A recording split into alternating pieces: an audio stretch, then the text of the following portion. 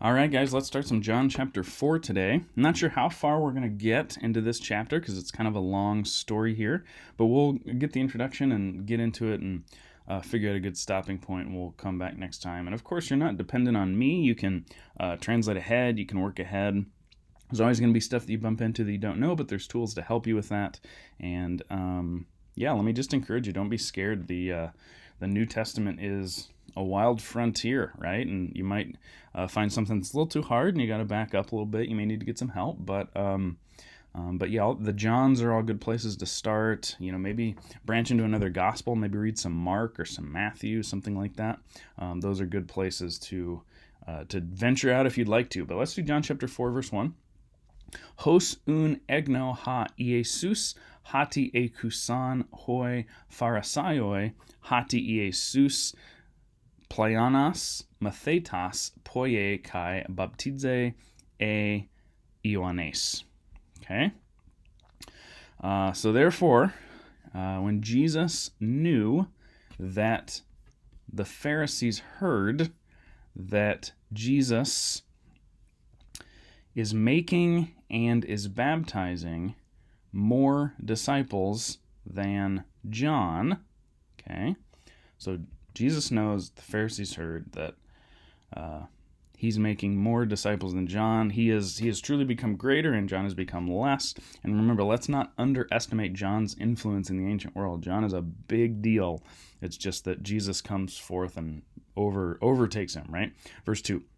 Katoige Iesus autas uk baptizen Allah, hoi matheta autu.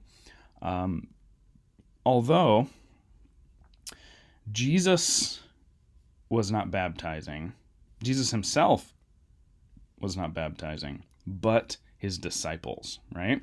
So it's not Jesus literally being the one to baptize and dunk. It's more his disciples that are doing it. Why John feels the need to point this out is interesting. There may be an early church reason for that. Maybe, who knows? I don't really want to guess, but just it's always interesting to kind of note what the writers take time to say that may seem just kind of thrown in. There's probably a reason. Verse 3. Afeken tain Iudaion kai apelthen pollen ace tain Galileon. Okay. He left Judea and went forth again into Galilee. Okay, so he leaves Judea and goes into Galilee. And then we get to verse 4. Ade de auton de erkasthai dia tes Samarias. Okay, and it was necessary for him to travel through or to pass through Samaria. Okay. Notice that we've got dia twice here, to pass through. We're not going to read that twice, but Greek likes to be redundant sometimes. It was necessary for him to pass through Samaria. He came therefore into the city of the Samaritans, Legomenain Sucor. Notice what's going on here. Legomenain. Okay, first of all, lexical form. Lego, good. Now we look to the left. Do we notice anything to the left? Nope, no augments, good. We look to the middle. We don't notice any stem changes, but we do notice what? We notice that mene. We notice that participle morpheme. Okay, and then we've got case endings on the back. Yep, this is a participle, right? So, we have to translate it thusly.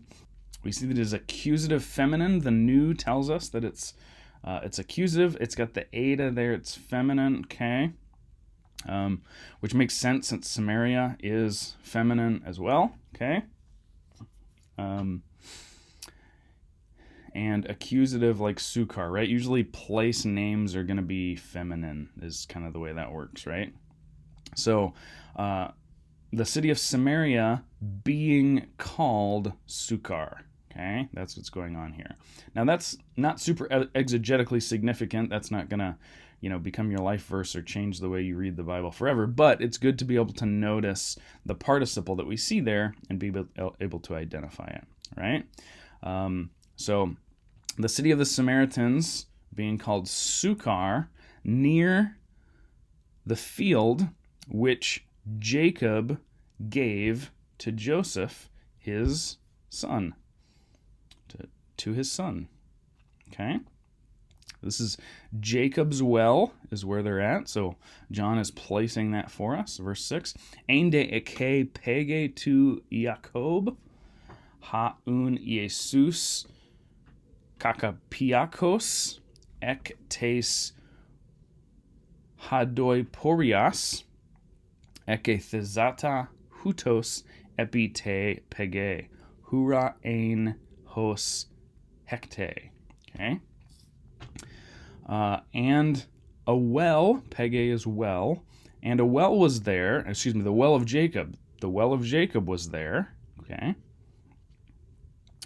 Jesus, therefore, having become wearied, notice the reduplication there, okay? So kapto is the verb. You don't know that as a vocabulary word yet, but hopefully you're able to notice the perfect out front. Having become tired from the journey, okay? Here we just have two words, hadas and paruamai, put together, the road journey or something like that, right?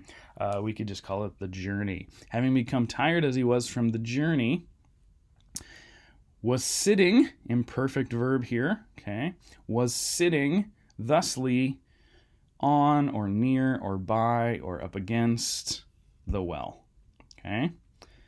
It was already the 6th hour, okay? So remember, counting hours of daylight, if it gets light at 6 a.m. or 6:30, we're talking about noon or 12:30, something like that, the hot part of the day right around noon. Verse 7, Erkatai gune ek tes samariais antilesai hudor lege aute ha Jesus das moi pain. Okay, so erkatai gune, a woman is coming, or again historical present, we might say a woman came, and she's from the Samaritans. So a woman from the Samaritans came to draw water. Kind of a no duh, right? That's what you would expect people to go to the well for. That's what happens, okay? Woman goes to draw water. Lege aute Jesus. Jesus said to her. By the way, how do we know that this is Jesus said to her and not she said to Jesus? Right, it's case, right? Because Jesus is our nominative subject. So he's the subject of this verb. Remember, there's a period and a colon here that kind of really chops the edges of this off. We know it's got to be contained here. Jesus said, and then aute, the to her, the her part is dative, so that's where we get the to, right? So don't forget about those cases. That's really important for structuring our sentences. And Jesus said to her, das moi pain, give to me a drink. It's literally to drink. Give me to drink. Give to me to drink. That's the idiom of politely saying, excuse me, miss, may I please have a drink, right? That's why we would say it in English. Jesus is not being demanding here. He's being very polite, right? He's being kind to her, requesting and asking, okay? Verse 8. Hoi garmathetai autu, apaleluthesan, ace tain pollen hina trafas agarasosen, okay?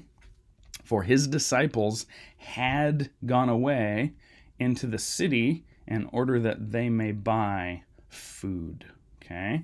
So his disciples are off. They've gone off to buy food. John is giving us an explanation for why Jesus is there alone. Where are his disciples at? They've been following him around everywhere. Oh, it's because they went to the city to buy food. Lege un auto he gune he samaritis pos su iudaias on par emu pain aites gunaikas samaritidas uses ugar synkrontai iudaioi samaritais. Okay.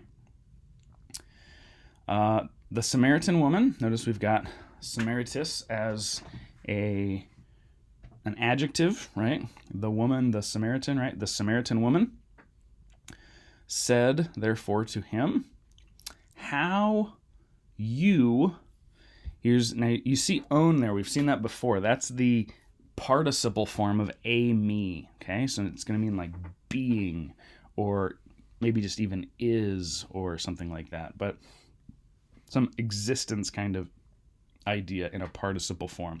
So how you, being a Jew, from me ask to drink a Samaritan woman.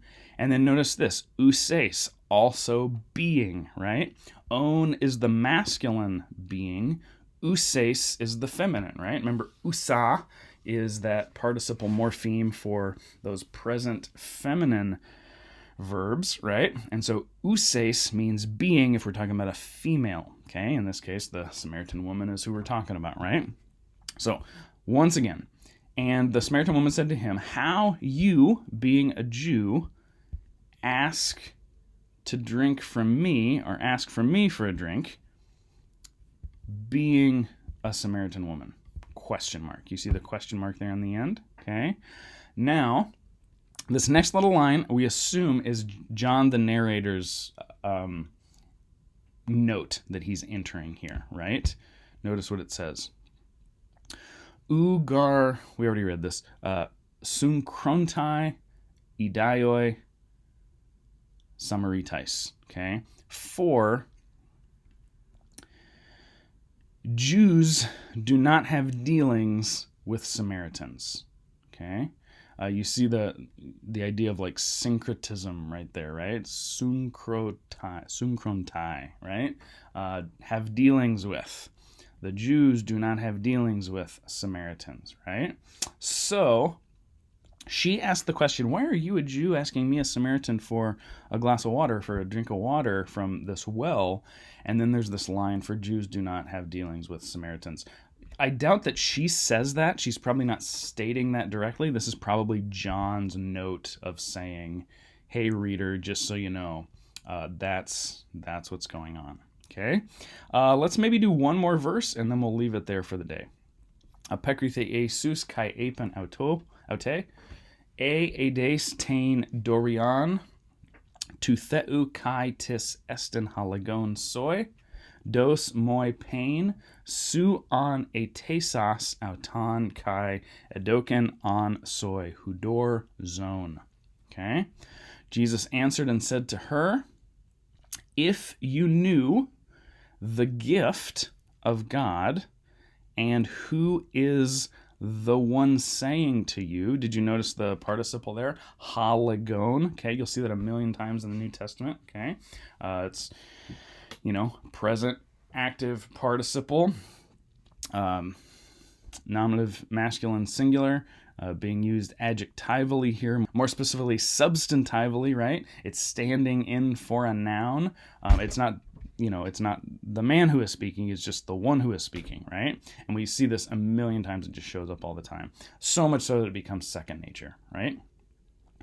Who is the one speaking to you, or one saying to you, give me a drink? You would ask him, and he would give you. That on there is what's making that would kind of idea. It's making it kind of potential or indefinite, kind of the ever element, if you would do this, if you would ever do this, then this is what would happen, sort of thing. And he would give to you living water, is how he ends that, right? He would give to you living water. Okay, so guys, good stuff in there. I know that there's a lot of good story left, but we're gonna leave it there for right now. Man, there's just a lot of good stuff. We could keep going forever, but we're already pushing 15 minutes on this video. So feel free to keep playing around with this on your own if you would like to, but we'll come back and do some translation together soon. God bless.